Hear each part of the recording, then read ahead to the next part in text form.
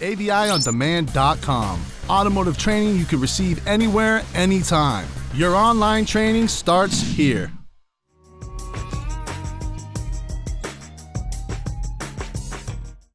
I don't know this person. I can't identify this person.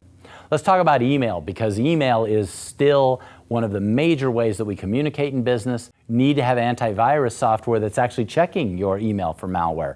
A lot of us have got antivirus software checking our hard drive. Well, let's check it before it ever makes it through the front door. And a lot of your services that you get email through actually have the capability of doing that, but some by default don't have them on, or by default some of us turn them off. So don't assume that just because you're getting email, your phone is safe, that you can't get malware on a phone, because that's not true. Spam monitoring should be turned on. If an email comes from a friend, make sure it really came from that friend. Look at the email address. Also think about how common some names are. If you get an email from somebody that you know, but the topic's weird, happens all the time, right? The topic's weird, and it's something that they would never say that to me. They'd say, Donnie, check this out. That's just not something they would say. So be careful about those things. Don't open any attachments that you didn't ask for. Now this is a little bit of a stretch, because a lot of times you're going to get PDF files and things like that that you didn't ask for. Make sure that you know the sender before you even consider it. Make sure you've got malware detection running before you open it. But at the end of the day, if you didn't ask for something, you got to be careful about opening it. Never send really important information in the clear. Email is not a secure way to send credit card information. In fact, I get all these requests to, can you pay this bill? And these are legitimate vendors. And they're asking over email. Scold them. Why are you asking? There are ways for me to pay you that are secure, and I will pay you when you figure that out. Otherwise, I'm not sending you email this way. This is where, unfortunately, the good old fax machine, as much as I hate them, pretty darn secure.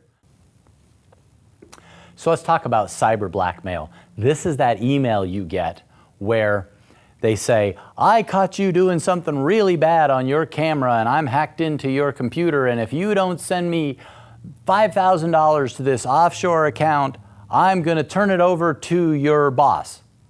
And I'm saying, okay, well, that's great, but I don't actually even have a camera on my computer, so I don't know. But if you do, FBI wants to know about these because they are tracking them and they are trying to back up on who they are and shut these folks down. So when these things show up in your email box, have a look at them. We're going to go into that in just a little bit more. Make sure that you clean out unneeded mail.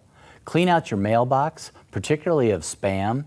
And the other thing is, you get all of these attachments and things over time. Think about how much of that you actually need, because if you check and you do a lot of email, it's likely that that particular file is massive and it could have something in it that just hasn't activated yet. So be sure and clean those out periodically.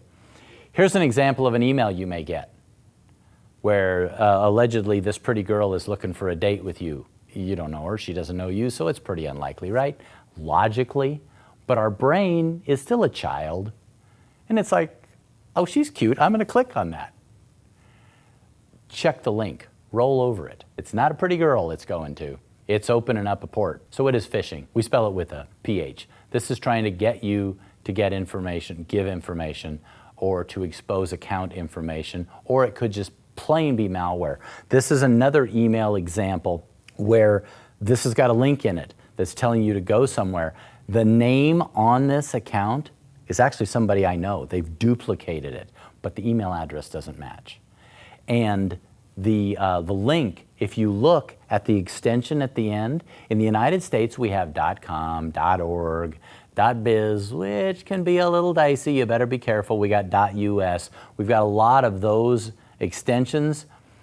We don't have .ru because that's Russia. We don't have .cn because that's China. So when these things are coming from domains that you don't recognize, do they know you? Are they really sending you an email that's of any value that you're going to use? In my case, bing, delete, and then clean them all out. Thanks for watching this video presentation. If you'd like some more training, just go to aviondemand.com or go to one of our social sites. That's all the time for now. I'm Steve. I'll see you later.